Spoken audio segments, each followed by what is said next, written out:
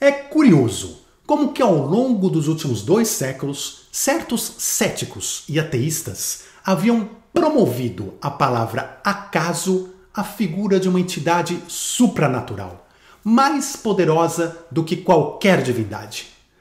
No lugar de um Deus, elegeram o acaso para ser o criador do céu e da terra.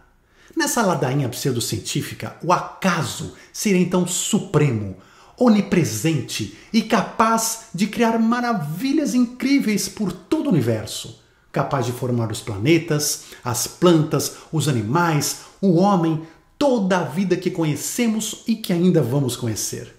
Tudo que existe, já existiu ou existirá, seria fruto então do desejo, do acaso. Ainda que esses mesmos céticos afirmem que acaso não tem desejos. Mas afinal, o que é o acaso? Acaso é popularmente definido como tudo aquilo que acontece sem que uma causa inteligente tenha criado. Ou então, que ocorre por mera coincidência, sem um motivo.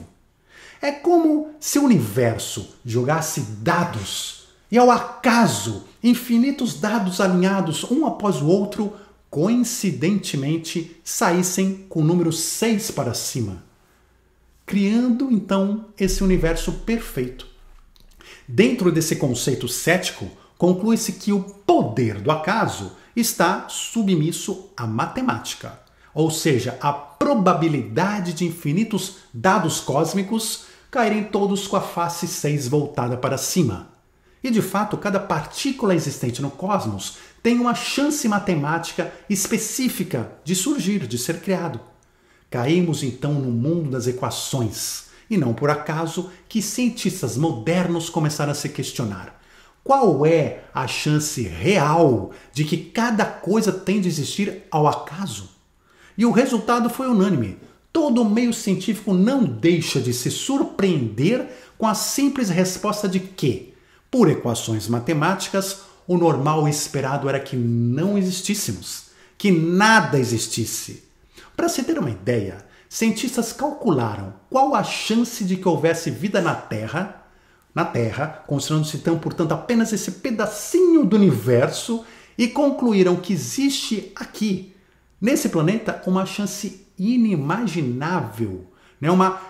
Seria necessária uma condição de fatores altamente improváveis para se viabilizar a vida. De fato, existem dezenas de constantes que, se alteradas em mínimos valores, inviabilizariam qualquer hipótese de estarmos aqui hoje. Como poucos exemplos que esses cientistas levantaram em relação aqui ao nosso planeta, nós podemos mencionar o nível de oxigênio de 21% na atmosfera. Se fosse maior do que isso, o fogo surgiria espontaneamente no ar. E se fosse menor, sufocaríamos. O nível de transparência da atmosfera, se fosse maior, as radiações solares impediriam a vida na Terra.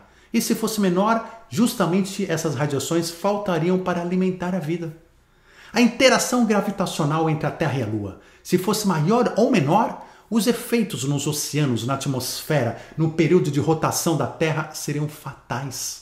A própria força da gravidade, se fosse alterada em 0,000003701%, nosso Sol não existiria e, portanto, a Terra também não. A taxa de expansão do universo, se fosse menor, colapsaria o universo. Se fosse maior, não formaria as galáxias. A existência de Júpiter em sua exata órbita. Vocês sabem que Júpiter nos protege literalmente como um escudo dos bombardeios de materiais espaciais, de asteroides, de cometas que chegam e que de outra forma se chocariam com a Terra, impedindo o desenvolvimento da vida aqui.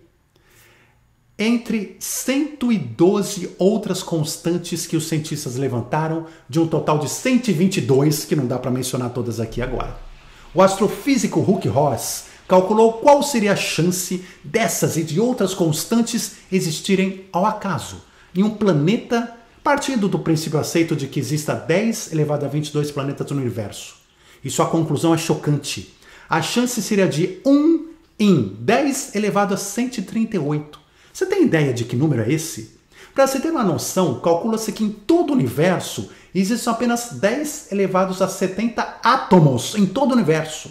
Ou seja, matematicamente falando, a chance de um planeta como a Terra reunir todas essas condições para a existência da vida é zero.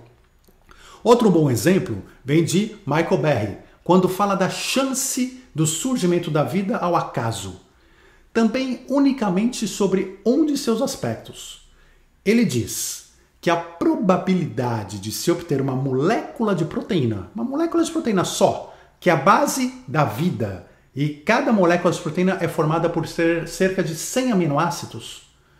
Para isso ser formado ao acaso para a criação de seres vivos, essa chance seria semelhante à de um homem, imagine um homem vendado, conseguir encontrar um grão de areia que foi previamente marcado, pintado de vermelhinho, por exemplo, no meio do deserto do Saara 3 vezes seguidas. Lembrando que uma molécula de proteína aqui não é ainda a vida em si, mas apenas uma de suas várias facetas e complexidades. A chance é, então, outra vez, zero. Norman Geisler e Frank Turek ressaltam em sua obra I Don't Have Enough Faith to Be an Atheist, não tenho fé suficiente para ser um ateu, que na verdade podemos não apenas falar que a chance é virtualmente zero, mas afirmar que é efetivamente zero, porque chance não é uma causa verdadeira, como querem sustentar alguns céticos.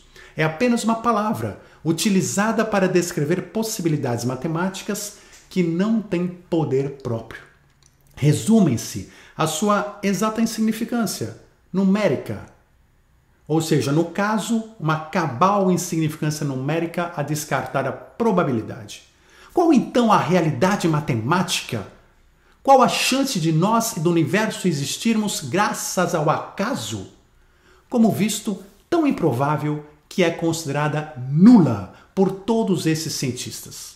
Seria preciso uma conjunção de fatores quase infinita, simplesmente para que existisse alguma coisa. Quanto mais para que houvesse universo organizado e pré-determinado como conhecemos. Para um leigo, é difícil compreender o que significa o número que nós falamos aqui de 10 elevado a 138. Parece um número pequeno colocado assim, mas é um número assombroso.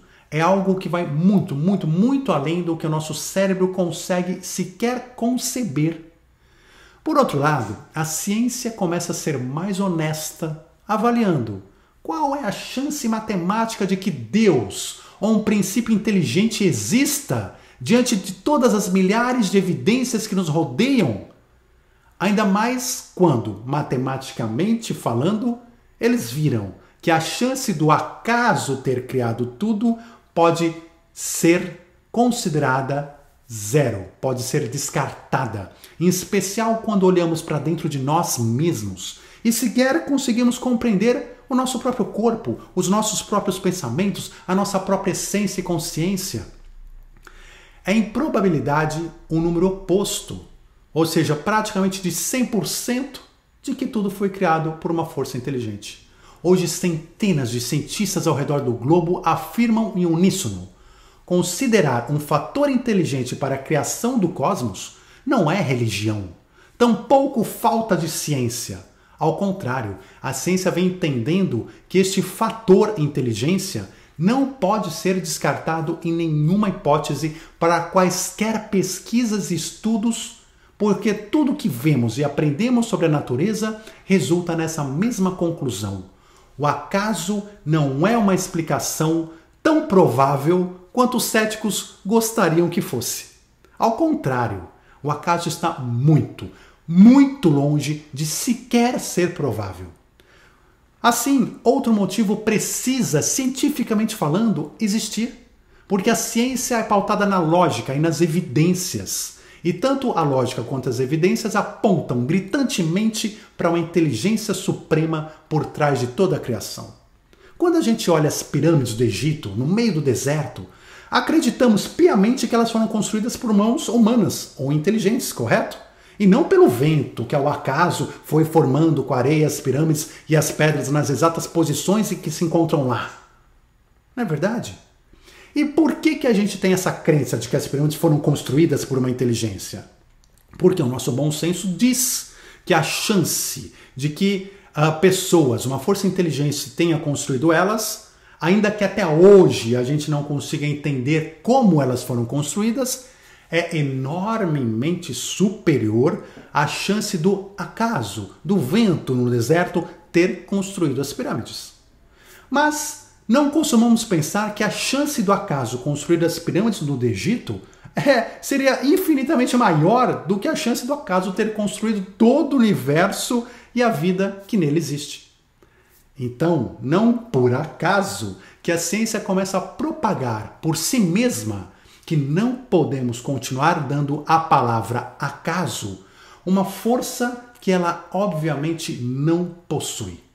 Precisamos nos desprender da religião ateísta que muitos cientistas antigos compraram de graça dos iluministas de 2 séculos atrás e acreditar na ciência moderna, muito mais lógica e certa do que qualquer dogma insensato. Um forte abraço, muita luz e até já!